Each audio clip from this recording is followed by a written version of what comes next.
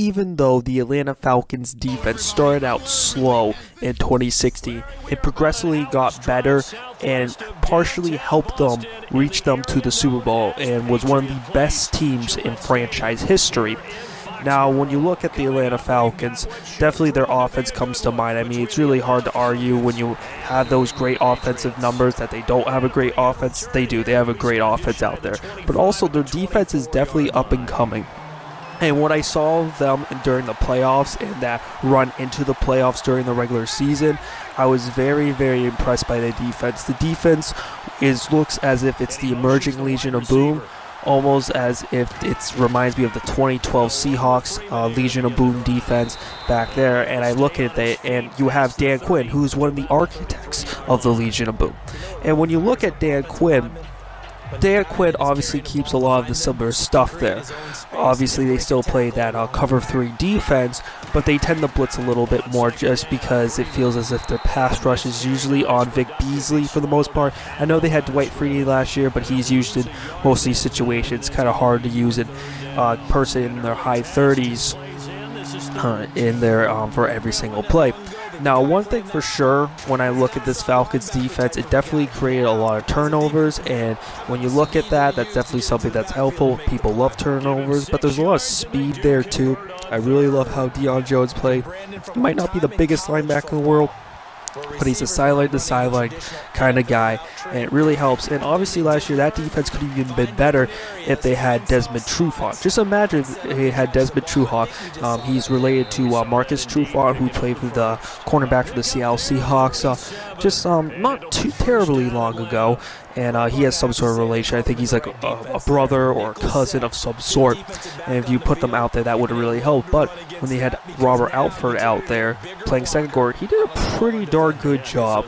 And when I look at this defense is pretty good at all levels. They got Vic Beasley, obviously. That's very good. And then they got Tack McKinley, who's one of their new draft picks. Obviously, a lot of upside right there. Then you got Deion Jones, who's a player that I definitely look at. And then you have Desmond Trufant when he's healthy, Robert Alford, and then Keanu Neal's pretty good. At one part, I definitely thought that their weakness might have been the interior and some safety play. Not Keanu Neal, but Ricardo Allen. But even Ricardo Allen, I think, works for them pretty well because they're going to try to focus more on pass rush. And ideally, when it comes to focusing on pass rush, teams aren't not going to go as deep on you when you have a better pass rush because you can get to them quicker. And I just feel as if that you just really need to simply just keep Ricardo Allen there, and you just need to run the passer. Obviously, Ricardo Allen, he's more of your guy that he's just going to kind of play prefect. He's no Earl Thomas. I thought to myself that maybe they could bring in a big playmaking safety. Obviously, they might have to if the pass rush never develops, but they already have Vic Beasley there, and Tack McKinley looks as if he's a good draft pick. So I definitely look at that, and it's definitely some upside. And when it comes to their run in the playoffs, I definitely think the defense got a little bit too much blame. I thought one thing for sure, that defense definitely suffered from fatigue in that Super Bowl. I definitely thought that it was hard, but playing 44 minutes on the field, and that's why I talk about 44 minutes, not 44 minutes in real time, 44 minutes in game time. That's extremely hard to do. But one thing I learned from that Super Bowl, they changed their identity in the biggest moment and performed well. They picked 6 Tom Brady. That's pretty hard to do. And when you look at that, I definitely feel as if this is not only did it look good in the playoffs, this is an up-and-coming defense, and it's only going to get better and better. And when it comes to this, they eventually signed Dontari Poe. Now, Dontari Poe is definitely a player I definitely appreciate. He's definitely, a lot of people say, well, he's heavy, but he's kind of supposed to be heavy. And when I look at that, I really like the signing. I think he's legit. It's only for 1 year, so there's a lot of flexibility right there. And it's not long-term, but at least you got someone in the interior who could come in there and just play and stop the run from the interior, and that can really help, and I really enjoy that. And I would also appreciate the pro and special teams right here. I know they signed Devin Hester a couple years ago, and a lot when you look at that was just them trying to prove their special teams out. They got Andre Roberts. Now, in another video, I said Andre Roberts was the best return man in the NFL statistically. Well, he's technically the second best return man in the NFL behind Tyreek Hill, but also Andre Robert had a very good season. He's been around the NFL. They brought him in. You can put him in the slot. There's some versatility, but he's usually going to be there for punt returns.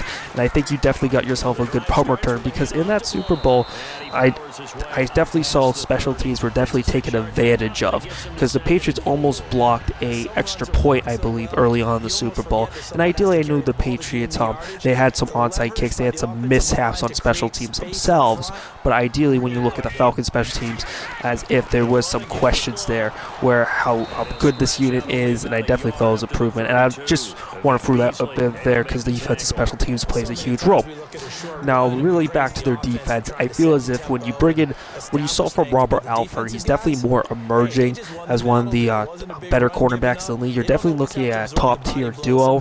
I'm not sure they're going to go for linebacker depth exactly, or really go to that direction if they're going to go more cornerback depth, because when it comes to rosters, I feel there's going to be some moments in rosters where they're going to be absolutely stacked. Compare them to the New England Patriots. The New England Patriots have an absurdly stacked roster, but some of those players are probably not going to stay long, and some of them are only going to be there for maybe a handful of years. But ideally, when you look at that, like Malcolm Butler, for instance, if you have Malcolm Butler, Stephon Gilmore, you're talking about a very good core, but Malcolm Butler is only going to be there. So that team's only going to be so stacked for so long. And obviously, Tom Brady's eventually going to retire. Julian Edelman's eventually going to retire. Amendola's going to eventually retire. Like, those players are going to eventually. So you can only be stacked for so long.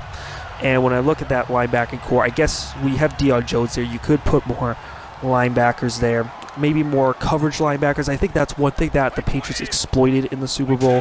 Somewhere I've heard that Vic Beasley was exploited pretty much in the Super Bowl a little bit.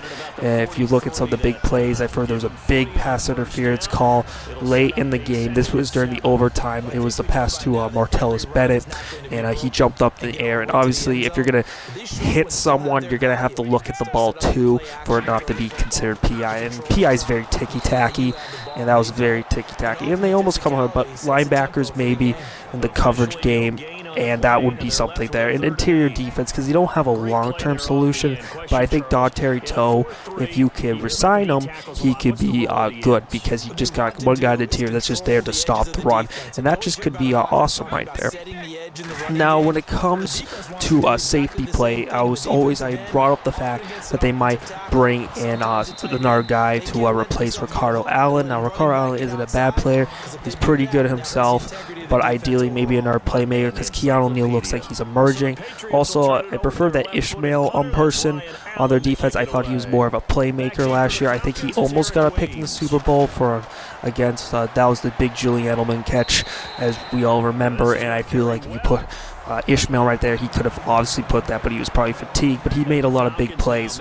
So when I look at the Atlanta Falcons defense, I am very, very impressed by them, and they only really got better this season, and since they're just young, they're going to get better pretty soon, and that's definitely going to imitate some teams down the road. Now, when it comes to fantasy football, I think the Falcons are going to be a very good defense. They're fun. They're going to be fun to watch, not only because fantasy football, not only what it does is it produces more viewers. So if you aren't a Falcons fan, let's just say the Falcons are playing the Buccaneers or the Panthers, or let's just say the Rams on some sort of Sunday, and you could just tune into that. They can get some of their points there, because this is, if you look at the Legion of Boom is a zone defense. Zone defense are usually your more exciting defenses. They try to go for sacks, they try to go for turnovers, and they're usually a fast, hard-hitting group, versus man defenses. Yeah, man defense also helps with more pass rush, but ideally with those man's defense, it's more about just kind of shutting down. It's more dull, but it can still work if you have the right personnel, aka the Denver Broncos of 2015. I wouldn't say the Denver Broncos are dull, but typically man defenses aren't as exciting as zone defense, so they're going to be fun to watch. And not only that, they're going to score some points, and they're going to score. Like, there's no doubt in my mind that they are going to score a lot of defensive touchdowns. You're going to see some pick sixes. You're going to see some strict chance return for touchdown. When you have that speed, it's definitely going to look at the 2013 Seattle Seahawks, as I just said. Look at the 2002 Buccaneers. One thing that turned that team around, they said in the WhatsApp football life, which you can't access on NFL Network, you can access it on YouTube. Basically, John Gruden says that, how about you try scoring more on the defensive side of the ball as a zone defense? Obviously, obviously that sounds pretty stupid. That just sounds like bad kind of coaching right there, just telling them the scoreboard, not really telling them how. But ideally, it was that's what helps with a lot of scoring. The Falcons will be great this year on defense.